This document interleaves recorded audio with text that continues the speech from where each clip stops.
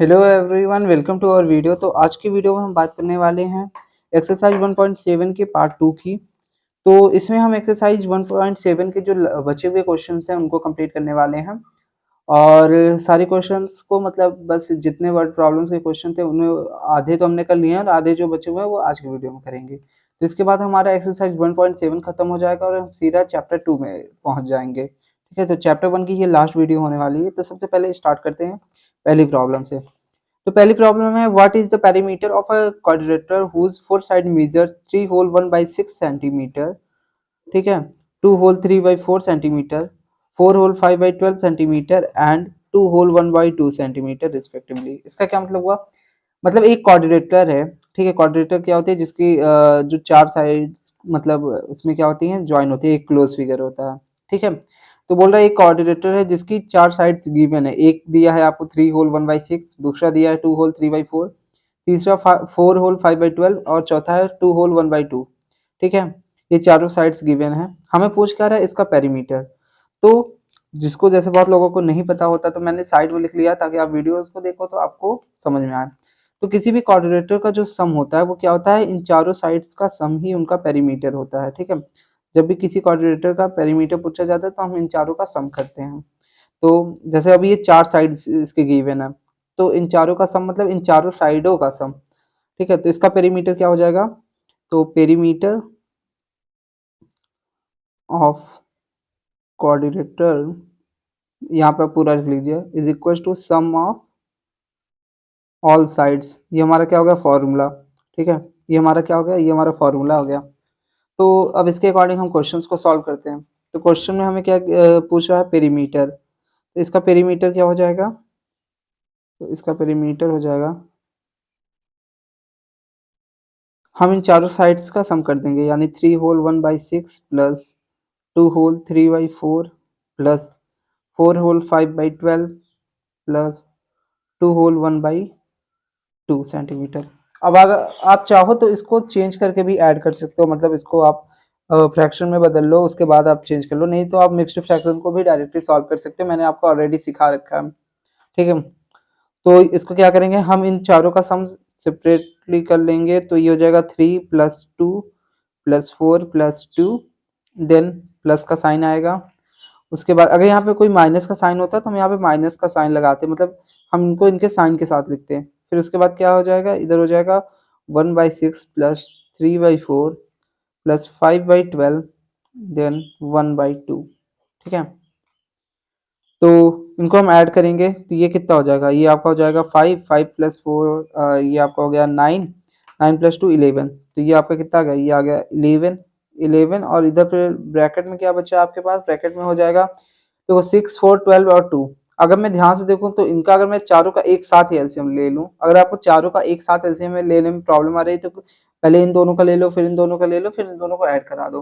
But अगर हम यहाँ पे चारों का एक साथ एलसीएम ले लें तो हमारा थोड़ा और जल्दी सॉल्व हो सकता है। तो इन चारों का एलसीएम क्या हो जाएगा? अगर मैं ध्यान से देखूं तो 12, क्योंकि 12 6 से भी डिविजिबल है, 4 से भी, 2 से भी और 12 से भी। तो इसका एलसीएम क्या हो जाएगा? 12। अब 6 2 जा 12, तो 2 इंटू 1 आपका कितना हो गया? 2। फिर प्लस का साइन, प्लस का साइन। ठीक है, उसके बाद 4 3 जा 12, 3 इंटू 3 यानी 9 प्लस 12 1 जा 12, तो 1 इंटू 5 5 प्लस 2 6 जा 12, तो 6 इंटू 1 आपका हो जाएगा 6। ये हो जाएगा 11 प्लस ये कितना हो जाएगा? ये आपका हो जाएगा, देखो 6 5 और 6 11, 11 प्लस 9 20 और 2 22 अपॉन 12। तो इसको हम लिख सकते हैं इस तरीके से भी लिख सकते हैं, आंसर तो आ ही गया। नहीं तो हम इसको चाहें तो मिक्स्ड फ्रैक्शन के रूप में भी लिख सकते हैं कि 11 22 अपॉन 12। ठीक है, आप चाहो तो इसे और भी चेंज कर सकते हो, मतलब ये आपका क्या हो गया? ये आपका आंसर हो गया। अगर आप इसे चेंज करना चाहो तो ये इसे इस तरीके से कर सकते हो, 11 इंटू 12 प्लस 22 अपॉन 12, और इसको सॉल्व कर लीजिएगा, जो भी आएगा वो आपका आंसर। ठीक है, तो ये आपका क्या हो गया? ये आपका आंसर हो गया। अगर आप मिक्स्ड फ्रैक्शन के रूप में करना चाहो तो ये आपका आंसर। ठीक है, तो वर्ड प्रॉब्लम की पहली क्वेश्चन इस तरीके से हो गई। मतलब वर्ड प्रॉब्लम में क्या होता है? बेसिकली जो हमने पढ़ा है, जो हमें चीजें पता है, हम उन्हीं चीजों का यूज करके इसके क्वेश्चंस को सॉल्व करते हैं। अगला जो क्वेश्चन है हमारा वो है, in a triangle, if a triangle had a base of 10 whole 3/4 centimetre. मतलब एक ट्राइंगल है जिसका बेस आपको गिवन है 10 whole 3/4 centimetre and a height of 15 whole 3/4 centimetre, और इसकी हाइट गिवन है 15 होल 3/4 सेंटीमीटर। अब पूछ रहा है व्हाट इज इट्स एरिया, मतलब इसका एरिया क्या होगा। ठीक है, तो हमें पता है एरिया ऑफ ट्राइंगल क्या होता है। ठीक है, तो एरिया ऑफ ट्राइंगल क्या होता है, एरिया ऑफ ट्राइंगल होता है आपका एरिया ऑफ ट्राइंगल ये आपका होता है half into base into height. ठीक है, हाफ बेस इंटू हाइट, ये आपके एरिया ऑफ ट्राइंगल का फॉर्मूला होता है। अगर मैं यहाँ पे देखूँ तो हमें बेस गिवन है और हमें हाइट भी गिवन है, तो हमें और क्या चाहिए, और कुछ भी नहीं चाहिए, बस हमें इनकी वैल्यूज को इस फॉर्मूले में पुट कर देना है और हमारा एरिया आ जाएगा। तो इसके अकॉर्डिंग अगर मैं यहाँ पे बात करूँ एरिया ऑफ ट्राइंगल क्या हो जाएगा, एरिया ऑफ ट्राइंगल ये हो जाएगा हमारा क्या, हाफ इंटू बेस की वैल्यू क्या गिवन है, बेस हमें गिवन है 10 होल 3/4।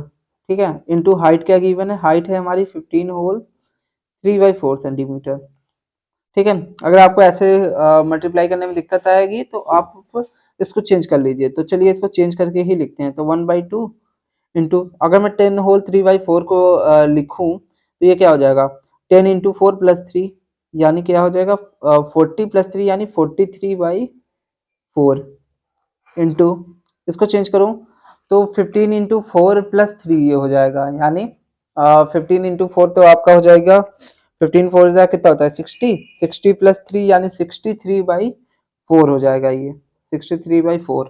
ठीक है, अब इसके बाद हम इसको सॉल्व करते हैं। तो देखो यहाँ पे क्या कोई कैंसिल आउट हो रहा है, तो आई थिंक तो हो तो नहीं रहा है अभी। ठीक है, तो इसको ऐसे लिखते हैं, ये हो जाएगा 43 इंटू 63 अपॉन 2 इंटू 4 इंटू 4। इसको और सॉल्व करते हैं।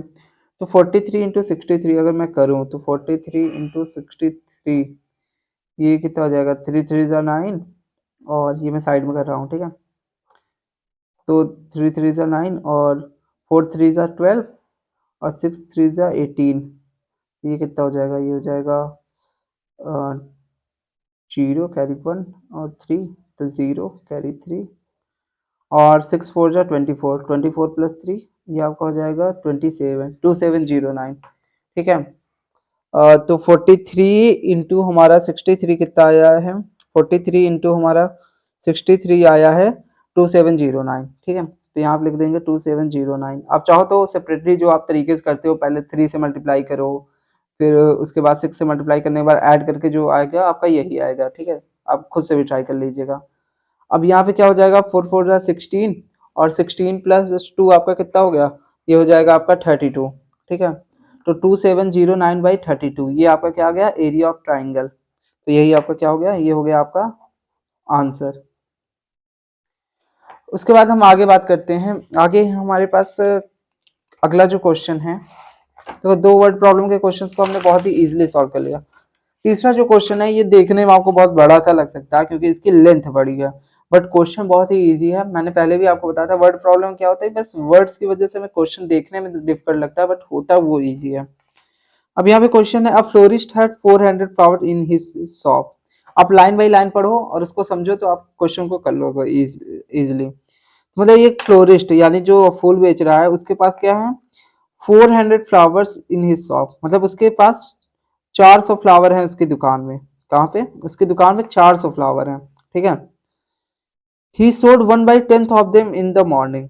अब क्या बोल रहा है, ही sold 1/10 of them in morning, उसने उनमें से 1/10 मतलब 400 का 1/10 उसने मॉर्निंग में बेच दिया। अब चाहो तो इसको लाइन बाय लाइन सॉल्व कर लो तो और इजी हो जाएगा, तो मैं यहाँ पे करूँ। तो टोटल फ्लावर उसके पास कितने हैं, टोटल फ्लावर हैं उसके पास 400, और उसने क्या किया मॉर्निंग में कितना सोल्ड किया, ही sold 1/10 of them in morning. तो मॉर्निंग में उसने कितना बेचा, उसने मॉर्निंग में 400 का 1/10 पार्ट सेल कर दिया। ठीक है, तो 400 का मैं इसको इस तरीके से लिखूँ, 400 का 1/10, तो इसका मतलब 1/10 से इसमें हम मल्टीप्लाई कर देंगे। अब क्या होगा, देखो 0 से 0 कैंसिल आउट और 1/1 बचा, तो 1 का किसी में भी मल्टीप्लाई या डिवाइड करो तो वही वैल्यू मिलेगी। तो इसका मतलब उसने मॉर्निंग में कितने फ्लावर्स को बेचा, उसने मॉर्निंग में 40 फ्लावर्स को सेल कर दिया। अब आगे बढ़ते हैं। आगे क्वेश्चन क्या बोल रहा है, आउट ऑफ रिमेनिंग, अब बोल रहा है आउट ऑफ रिमेनिंग, अब जो बचे हुए हैं फ्लावर्स हैं, 1/3 were sold in the evening, उनमें से उसने 1/3 फ्लावर, जो बचे हुए फ्लावर्स हैं उनमें से 1/3 उसने क्या किया, शाम को बेच दिया। तो 1/3 मतलब देखो क्या बोल रहा है, रिमेनिंग फ्लावर्स, तो रिमेनिंग फ्लावर्स क्या हो जाएंगे, अब देखो रिमेनिंग फ्लावर्स हमें क्या मिलेंगे, रिमेनिंग फ्लावर्स ये हो जाएंगे हमारे क्या, कितने बचे हैं, तो टोटल कितना था, टोटल हमारा था 400 और उसने बेचा कितना 40, तो इसमें माइनस कर देंगे 40, तो हमारे पास कितने फ्लावर्स बच गए, हमारे पास बच गए, ये हो जाएगा 360, तो 360 फ्लावर्स हमारे पास क्या हो गए, बचे हुए हैं। अब क्या बोल रहा है, ये हो गए हमारे remaining flowers, 1/3 were sold in the evening, अब शाम को उसने इसका, ये जो बचे हुए फ्लावर्स हैं इसका 1/3 उसने शाम को सेल कर दिया। ठीक है, तो इवनिंग में उसने कितना बेचा, इवनिंग में उसने सेल किया कितना, 360 का 1/3 यानी 1/3 से हम मल्टीप्लाई कर देंगे। ठीक है, तो 1/3 उसने शाम को बेचा। ठीक है, तो ये कितना हो जाएगा, अब देखो ये 3 से कैंसिल आउट हो सकता है, तो ये क्या हो जाएगा, देखो 3 1 जा 3, 3 2 जा 6, इसको एक ही बार में करो। ठीक है, 3 2 जा 6 और जीरो तो जीरो ही, तो यानी उसने इवनिंग को 120 फ्लावर सेल कर दिए, उसने शाम को वह 120 फ्लावर बेचे। देखो मॉर्निंग में उसने कितना सेल किया 40 और इवनिंग में कितना 120। ठीक है, आगे क्वेश्चन पे बढ़ते हैं। 1/6 of the remaining flowers were withered and could not be sold, अब ये बोल रहा है कि उनमें से जो फ्लावर बचे हुए थे उसमें 1/6 ऑफ द रिमेनिंग फ्लावर, यानी अब इनमें से जो बचे हुए फ्लावर हैं 120 बेचने के बाद जो बचे हुए फ्लावर्स हैं, ठीक है हम इसको निकाल लेते हैं। ठीक है, ऐसे ही धीरे धीरे करके हम एक लाइन बाय लाइन क्वेश्चन को सॉल्व करेंगे, तो लास्ट लाइन आते तक हमारे पास हमारा क्वेश्चन सॉल्व ही मिलेगा। तो रिमेनिंग फ्लावर्स अब कितने बचे हुए हैं, देखो ये मॉर्निंग का रिमेनिंग फ्लावर्स है, मतलब मॉर्निंग में फ्लावर्स कितने बचे हुए थे, और ये हमारा कब का है, ये हमारा इवनिंग का है, इवनिंग में कितने फ्लावर्स बचे हुए हैं। तो रिमेनिंग फ्लावर्स कितने थे, देखो सुबह कितने थे इसके पास 360, और उसने बेच कितना दिया, उसने इसमें से 120 को बेच दिया, हम इसको सब्ट्रैक्ट कर लेंगे, तो 0, ये हो जाएगा 4 और 3 2। ठीक है, तो सब्ट्रैक्शन तो आता ही होगा उसमें, तो आपको दिक्कत होनी नहीं चाहिए। ठीक है, तो उसके बाद शाम को कितने फ्लावर बच गए 240। आगे बढ़ते हैं क्वेश्चन पे। अब बोल रहा है 1/6 of the remaining flowers, remaining flowers हमें पता चल गया कितने बचे 240, उस बोल रहा है उसका 1/6 पार्ट क्या हुआ, मतलब उसका 1/6 फ्लावर्स क्या हो गया विदर्थ, विदर्थ का मतलब सड़ना या फिर खराब हो जाना, मतलब उसका 1/6 फ्लावर जो था वो मुरझा गया या खराब हो गया। ठीक है, and could not be sold, अब वो नहीं बेचा गया। ठीक है, उसका 1/6 पार्ट नहीं बेचेगा। अब आपको फाइंड करना है, find the total flowers sold and flowers left, मतलब आपको कितने फ्लावर्स ये जो क्या कहते हैं माली था या जो भी जो फूल बेच रहा था उसके पास कितने फ्लावर उसने बेच लिए और कितने बचे हुए हैं, तो पहले हम वो निकालेंगे पार्ट जो क्या कहते हैं नहीं बिके। ठीक है, तो कहाँ गया, तो अब हम निकालेंगे जो फ्लावर विदर्ड हो गए, फ्लावर्स विदर्ड,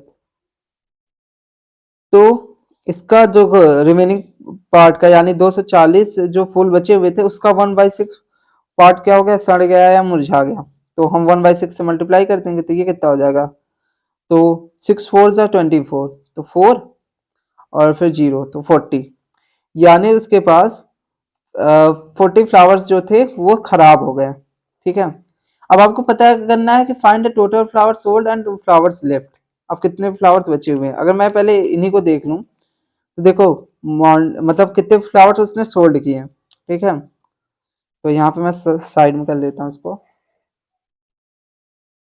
तो फ्लावर्स सोल्ड कितने हो जाएंगे, फ्लावर्स सोल्ड, तो उसने कितने फ्लावर बेचे, उसने मॉर्निंग में कुछ फ्लावर्स बेचा, यानी मॉर्निंग में कितना बेचा उसने 40। ठीक है, और फिर उसके बाद उसने इवनिंग में बेचा, इवनिंग में कितना बेचा उसने 120, तो कितने फ्लावर्स उसने बेच लिए 0 4 2 6 और 1। तो उसने टोटल 160 फ्लावर्स जो थे उसने सोल्ड किए। अब कितने फ्लावर्स उसके पास खराब हो गए थे या बचे हुए थे? देखो 240 था, ठीक है। 240 फ्लावर्स उसके पास इवनिंग में बचे हुए थे और उसमें से वो खराब कितने हुए थे? 40। तो फ्लावर्स लेफ्ट कितना हो जाएगा? इवनिंग में था 240, जिसमें से 40 फ्लावर्स क्या हो गए थे? खराब हो गए थे। तो बच्चे उसके पास कितने? उसके पास बचे लगभग 200 फ्लावर्स। उसके पास 200 फ्लावर बच गए, ठीक है।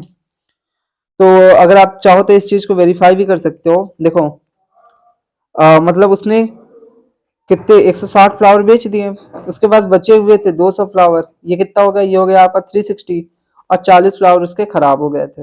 यानी इन तीनों को ऐड करने पे 400 आ रहा है, और उसके पास टोटल फ्लावर स्टार्टिंग में कितना था? 400। तो इस तरीके से हमारा क्वेश्चन भी क्या हो गया? वेरीफाई, और हमने इस क्वेश्चन को भी कर लिया सॉल्व, ठीक है। अब क्वेश्चन नंबर 9 की तरफ बढ़ते हैं। क्वेश्चन नंबर 9 है हमारा, in the last 3 month Mrs Khanna lost 5 whole 1/2 kg। मतलब मिसेस खन्ना जो हैं वो क्या करें, पिछले 3 महीनों में उन्होंने 5 whole 1/2 इतने केजी वेट को क्या किया? लॉस्ट किया, ठीक है।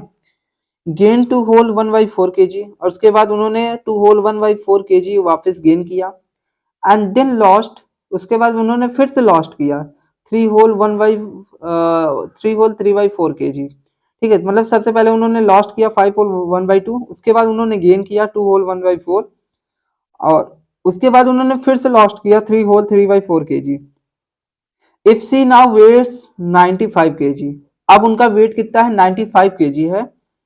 तो how much did Mrs Khanna weight to begin with, मतलब स्टार्टिंग में जो मिसेस खन्ना की वेट कितनी थी, ठीक है, शुरुआत में। तो इसकी बात करें, अगर मैं इसको ध्यान से देखूं तो लेट द वे, पहले हम उनकी वेट जो भी मतलब एक्चुअल वेट थी हमें तो पता है नहीं, तो हम उसको एक्स मान लेंगे, ठीक है। Let the way of Mrs Khanna be x, उनके वेट को हमने यक्स मान लिया। अब उसके बाद क्या हुआ, हम एक क्वेश्चन बनाते हैं, बहुत ही सिंपली बन जाएगी। तो देखो स्टार्टिंग में उनके पास उनका वेट कितना था? यक्स था, ठीक है। स्टार्टिंग में उनका वेट क्या था? यक्स, जो कि हमें पता नहीं, हमें यही फाइंड करना है। उसके बाद क्या हुआ, वापस से क्वेश्चन को स्टार्टिंग से देखते हैं। Mrs Khanna lost 5 whole 1/2 kg। अब यक्स में से उन्होंने लॉस्ट कर दिया, इतना वेट उन्होंने खो दिया, तो हम माइनस कर देंगे -5 whole 1/2। उसके बाद क्या है? Gained 2 whole 1/4 kg, 2 whole 1/4। इसका मतलब उन्होंने वापस मिल गया कितना? 2 whole 1/4। तो यानी हम इसमें 2 whole 1/4 को ऐड कर देंगे। आगे क्या है? And then lost 3 whole 3/4 kg, यानी उन्होंने फिर से खो दिया कितना? 3 whole 3/4 kg, यानी हम इसमें माइनस कर देंगे 3 whole 3/4 kg। मतलब जो उन्हें मिल रहा है, जो गेन हो रहा है वो तो ऐड हो जाएगा, और जो लॉस्ट कर रहे हैं वो माइनस हो जाएगा। If she now weight 95 kg, अब उनका अब का वेट कितना है? इस मतलब इतनी चीजें होने के बाद उनका वेट कितना आया? उनका वेट आया 95 kg, 95 kg, ठीक है। How much did Mrs Khanna weigh to begin with, अब हम क्या करेंगे, इतनी चीजों का यूज करके यक्स की वैल्यू निकाल लेंगे, और वही यक्स क्या होगा? मिसेस खन्ना का वे होगा, ठीक है। तो इसको सॉल्व करते हैं। पहले देखो माइनस माइनस वाले को एक साथ लिख लेते हैं, तो यक्स, इससे क्या होगा? हमारे पास आसान रहेगा। इसको प्लस वाले को आगे लिख लेते हैं 2 whole 1/4, माइनस माइनस वाले को थोड़ा साथ में लिख लेते हैं, ठीक है। -1/2 -3 whole 3/4, और ये कितना हो जाएगा? 95। तो आप चाहो तो पहले इसे चेंज कर लो थोड़ा सा, तो यक्स प्लस, अब 2 whole 1/4 ये क्या हो जाएगा? 4 2 8 +1 9/4, ये हो जाएगा आपका माइनस 5 2 10 +1 11 11/2, फिर है माइनस 4 3 12 12 +3, ये हो जाएगा आपका 15 15/4, ठीक है, इज इक्वल टू 95। आप चाहो तो यहाँ पे साथ में एलसीएम ले लो, यहाँ पे देखो एडिशन मतलब प्लस का ही साइन रहेगा, यहाँ पे माइनस का, लेकिन आप चाहो तो अलग अलग भी कर सकते हो, ठीक है। तो ये हो जाएगा x प्लस 9/4। मैं इन दोनों में से अगर माइनस को कॉमन ले लूँ, मैं यहाँ पे बाहर माइनस को कॉमन ले लूँ, तो अंदर क्या बचेगा? प्लस का 11/2, और ये भी माइनस है तो ये भी बचेगा क्या? प्लस का 15/4। अब इस बात को मैं थोड़ा सा समझाना चाहूंगा, हो सकता है किसी को ना समझ में आए। अगर देखो मैं इस ब्रैकेट में माइनस का मल्टीप्लाई कर दूं, तो ये क्या हो जाएगा? माइनस का 11/2, और ये क्या हो जाएगा? ये हो जाएगा माइनस का 15/4, ठीक है। क्योंकि अगर बाहर कुछ भी मल्टीप्लाई हो रहा है वो दोनों में बराबर मल्टीप्लाई होगा। तो हम इसको इस तरीके से लिख सकते हैं। आगे क्या हो जाएगा, आगे हो जाएगा यक्स प्लस 9/4 माइनस, इन दोनों का एलसीएम अगर मैं ले लूँ तो इन दोनों का एलसीएम 4 ही होगा। और देखो 2 टू टू ज़ा 4, 2 इंटू 11 आपका हो जाएगा 22 प्लस हो जाएगा 15, ठीक है, प्लस का हो जाएगा 15। अब उसके बाद ये कितना हो जाएगा, ये हो जाएगा 95। आगे करते हैं solve, x plus 9/4 minus 22 plus 15, ये आपका कितना हो जाएगा, ये हो जाएगा आपका ये हो जाएगा 7 प्लस 37/4, ठीक है, इज इक्वल टू 95। उसके बाद हम इसको थोड़ा सा और सॉल्व करते हैं, तो ये कितना हो जाएगा, ये हो जाएगा यक्स प्लस, अब देखो इस ब्रैकेट को खोल देंगे, यानी 9/4 माइनस 37/4 इज इक्वल टू 95, ठीक है। अब इसको सॉल्व करेंगे तो कितना हो जाएगा, अब देखो मैं इन दोनों में एलसीएम ले लूँगा, मतलब मैं इन दोनों को सॉल्व कर लूँगा, तो ये कितना हो जाएगा यक्स प्लस, इसको सॉल्व करेंगे इन दोनों का एलसीएम तो 4 ही आएगा, और ये हो जाएगा कितना 9 माइनस का 37 इज इक्वल टू कितना हो जाएगा 95। आगे पीछे तो स्पेस है नहीं, तो मैं यहीं पे थोड़ा सा ऐसे एक एक्स्ट्रा स्पेस बना लेता हूँ, ठीक है। ये समझ लो आपका नेक्स्ट पेज है, ठीक है। इसके आगे का स्टेप यहाँ पे है। तो आगे क्या है, अब देखेंगे हम इसको, तो यहाँ पे हो जाएगा हमारा यक्स प्लस, अब हम अगर 9 माइनस 37 करें तो 9 माइनस हमारा 37 कितना हो जाएगा, ये हो जाएगा हमारा माइनस का 28, यहाँ हो जाएगा माइनस का 28/4। आप चाहो तो ये माइनस यहाँ पे भी लगा सकते हो, इज इक्वल टू 95। अब मैं इस माइनस वाले टर्म को -28/4 को इक्वल के दूसरी साइड भेजूंगा, यानी इधर, तो ये क्या हो जाएगा, ये प्लस का 28/4 हो जाएगा, यानी यक्स इज इक्वल टू 95 प्लस 28/4। अब इन दोनों का एलसीएम लेंगे तो कितना हो जाएगा, x is equal to 95 into 95 into 4 प्लस 28 अपॉन में 4, तो यक्स की वैल्यू क्या हो जाएगी, 95 में अगर मैं 4 का मल्टीप्लाई कर दूं तो ये हो जाएगा हमारा कितना 380, और प्लस क्या हो जाएगा 28 अपॉन 4, तो यक्स की वैल्यू क्या आ जाएगी 380 में अगर मैं 28 को ऐड करूं तो ये लगभग आएगा, ये आ जाएगा 408, ये हो जाएगा आपको कितना 408/4। अब देखो ये तो 4 से डिवाइड हो रहा है, तो यक्स की वैल्यू क्या आ जाएगी, तो 4 1 ज़ा 4, फिर 0, 4 2 ज़ा 8, तो 2, यानी ये मिसेस खन्ना की जो वेट था, मतलब स्टार्टिंग में वो कितना था 102 kg, तो ये आ गया क्या मिसेस खन्ना का वेट। तो आप चाहो तो ऐसे स्टेटमेंट भी लिख सकते हो, so way of Mrs Khanna is 102 kg, ठीक है, इस तरीके से भी आप इसको लिख सकते हो, क्योंकि ये वर्ड प्रॉब्लम है। तो ये क्वेश्चन भी हमारा सॉल्व हो गया। अब मैं इस एक्सरसाइज के लास्ट क्वेश्चन को सॉल्व करने वाला हूँ, ठीक है। आई होप अभी तक आपको सब कुछ समझ में आ रहा होगा क्लियरली। तो लास्ट क्वेश्चन है हमारा, इन अ कॉन्सर्ट, ठीक है, इन अ कॉन्सर्ट, ये कॉन्सर्ट है जिसमें टिकट यूजुअली कॉस्ट, मतलब टिकट्स का जो मतलब कॉस्ट है, नॉर्मल पैसे जो टिकट के लग रहे हैं वो है 20 होल 1/4, 120 होल 4/5 पर पर्सन, मतलब एक व्यक्ति का पैसा कितना लग रहा है 20 होल 4/5 फॉर स्टूडेंट्स, लेकिन स्टूडेंट्स के लिए they are priced at 1/4 of the normal cost, यानी उन्होंने नॉर्मल कॉस्ट, यानी नॉर्मल कॉस्ट क्या है 120 होल 4/5, इसका 1/4 ले रहे हैं वो स्टूडेंट से, ठीक है। How much will 6 ticket cost for student, अब इसमें पूछ रहा है अगर मतलब 6 टिकट हमें लेने हैं स्टूडेंट के लिए तो उसका प्राइस क्या होगा। तो बहुत ही इजी क्वेश्चन, मतलब अभी तक जो हम लोगों ने किया उनके कंपेरिजन में तो काफी इजी क्वेश्चन है ये। सो तो स्टूडेंट्स के लिए देखो नॉर्मल कॉस्ट क्या है, नॉर्मल कॉस्ट है टिकट का, नॉर्मल कॉस्ट ऑफ टिकट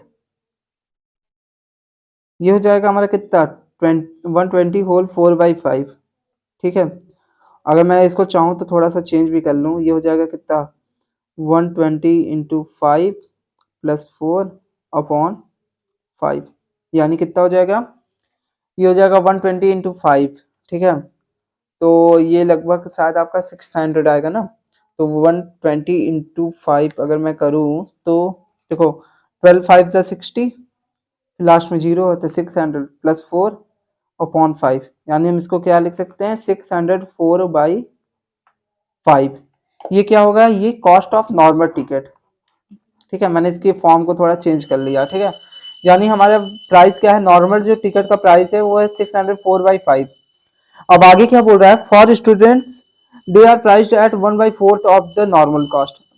लेकिन स्टूडेंट्स के लिए, ठीक है, फॉर स्टूडेंट्स, स्टूडेंट्स के लिए उनका प्राइस क्या है, इसका जो ये जो प्राइस है 604/5, उन्होंने इसका 1/4 पार्ट रखा है। ठीक है, मतलब इसका 1/4 प्राइस, इसका 1/4 निकालने के लिए हम इसमें 1/4 से मल्टीप्लाई कर देंगे। तो ये क्या हो जाएगा, देखो क्या ये 6 से मतलब 4 से डिविजिबल है, तो 4 1 जा 4 एंड फिर 2, 4 5 जा 20। हाँ, तो देखो 4 1 जा 4, फिर यहाँ पे 2 कैरी, तो 20, 4 5 जा 20 एंड 4 1 जा 4। तो ये कितना हो गया 151, यानी 151 ही हुआ अपॉन 5।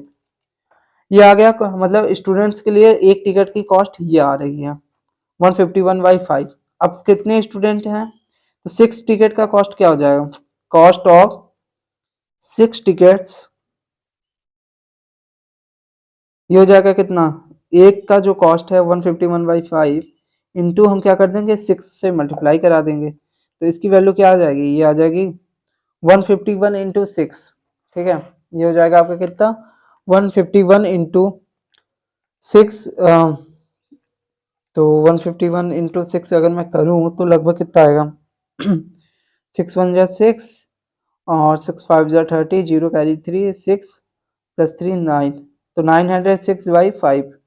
ये आ गया आपका कॉस्ट ऑफ 6 टिकट। ठीक है, तो कॉस्ट ऑफ 6 टिकट कितना आया 906/5 रुपीज़, और यही आपका क्या हो गया आंसर। तो यहाँ पे हमारा चैप्टर 1 जो है वो एंड होता है। अब हम बात करेंगे चैप्टर 2 के बारे में। ठीक है,